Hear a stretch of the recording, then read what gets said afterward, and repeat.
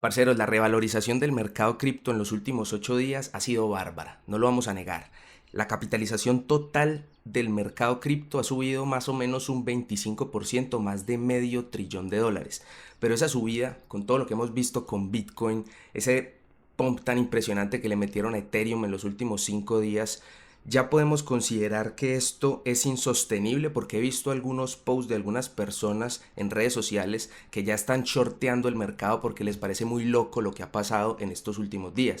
Obviamente ningún movimiento del mercado es completamente unidireccional. Bitcoin y cualquiera de los activos que han estado pompeando en los últimos días van a tener sus correcciones, pero en el video de hoy les voy a mostrar por qué, viendo algunas métricas, viendo objetivamente el mercado, no se ve tan loca la situación, no se ve tanto riesgo de liquidaciones o de que el mercado vaya a caer abruptamente a liquidar posiciones apalancadas. Y vamos a ver por qué uno de los peores errores que puede cometer uno como especulador en el mercado con poca o con mucha experiencia es shortear un mercado alcista. La experiencia no te va a evitar que pierdas un trade. La experiencia lo que evitaría es que pierdas una cuenta, porque hay personas que puedan quedarse en la dirección opuesta, que sería en corto en un mercado alcista, y si no tienen stop y no tienen gestión de riesgo, se liquidan la cuenta y se pierden. No solo se pierden todo el movimiento alcista, sino que pierden todo su capital en el proceso.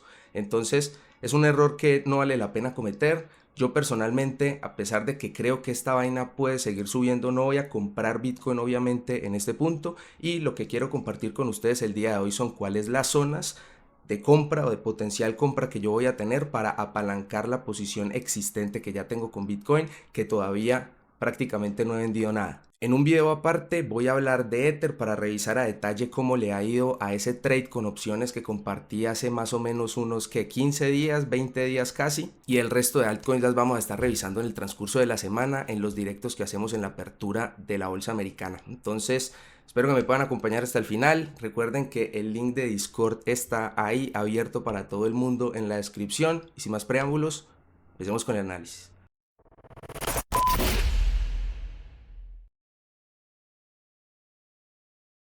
Aquí en pantalla tenemos el gráfico diario de Bitcoin, y como podemos ver, en los últimos 8 días no tenemos ninguna vela roja. A simple vista puede parecer ya muy loco, y yo comparto también el hecho de que yo ahí personalmente no compraría a Bitcoin, pero es un mercado shorteable. O sea, hay una diferencia muy grande entre no compro Bitcoin en esa zona a shorteo o le apuesto a que Bitcoin va a caer en esa zona. Para eso quiero revisar algunas métricas de por qué les comentaba en el principio que el movimiento no me parece a mí que se vea tan loco. ¿Por qué me parece que el movimiento no se ve tan loco? Empecemos, por ejemplo, en las tasas de funding. Las tasas de funding siempre son un buen termómetro para saber qué tan apalancado está el mercado. Recordemos que la tasa de funding se mueve dependiendo de la diferencia que haya entre el precio del futuro o de los swaps y del precio del mercado spot. Si esos precios se mantienen sin variación, es decir, si hay presión de compra en los futuros, pero también hay presión de compra en spot, pues no va a haber variación entre esos precios y la tasa de funding se va a mantener estable. Eso es lo que está pasando en este momento. En otros momentos de alto apalancamiento en el mercado, lo que se ve es mucha presión de compra en los futuros, poca presión de compra en spot, o incluso presión de venta en spot, pero mucha presión de compra en futuros, y ahí es donde las tasas de funding se suben mucho y entran los riesgos de liquidación. En este momento no estamos viendo esto. Vemos algunas altcoins de pronto que tienen tasas de funding en rojo, como por ejemplo Solana en 0.02, que para una altcoin no es tampoco una tasa de funding loca, absurda. En Bitcoin la más alta está en 0.0236, en Vertex, que no lo conoce absolutamente nadie, y en los importantes, que sería Binance, OKX, Bybit, están estables. Entonces, en mi opinión, a pesar de que ha incrementado el interés abierto y definitivamente se han abierto posiciones apalancadas en este punto, la presión de compra en el mercado de contado, en el mercado spot, no hace tan riesgoso el mercado, y de hecho en mi opinión le da bastante fortaleza. Esto lo podemos confirmar con este indicador de acá, que es el CBD, que lo hemos revisado mucho aquí en el canal, el delta de volumen acumulado. Aquí lo podemos ver para todo el mes de noviembre y vemos un movimiento, digamos, correlacionado entre el spot, que es la línea azul, y los mercados de futuros, que es la línea púrpura. Entonces, mientras haya compra y estén presionando compras en el mercado spot, pues digamos, el movimiento es sólido y en mi opinión confirma que es tendencial y que todavía no va a acabar. Ahora, Bitcoin va a tener sus correcciones, sí o sí. Creo yo que va a llegar algún momento donde los cortos van a capitular y probablemente se tome exceso de posiciones apalancadas en algún punto más alto, probablemente, y ahí sí veamos incrementar las tasas de funding y el mercado corrija.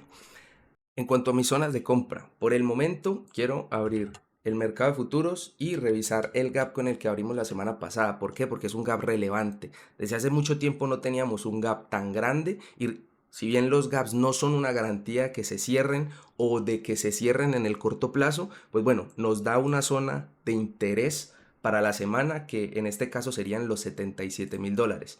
Desde $77,000 yo empezaría a buscar patrones de compra en gráficos de menor temporalidad, digamos, ya la dirección me la da el gráfico diario, el gráfico semanal, ya las bajas temporalidades me sirven para contexto y ejecución, entonces la idea sería después buscar en un gráfico de horas igual, de 4 horas, 1 hora, 2 horas, algún patrón de compra operable para empezar a entrar desde los 77.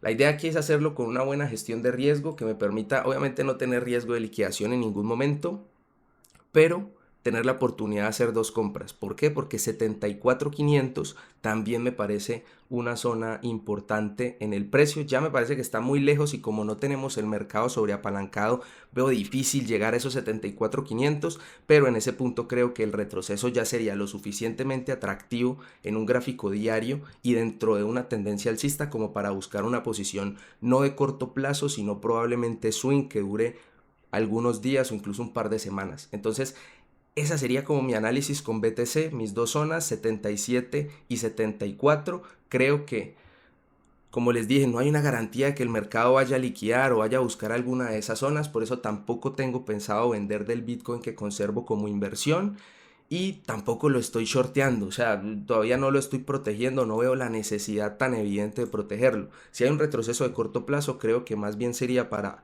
apostarle un poquito más al alza por el transcurso del mes o por el transcurso del año y todavía faltará tiempo o faltarán más métricas para pensar que hay necesidad de empezar a protegerse, al menos en mi caso.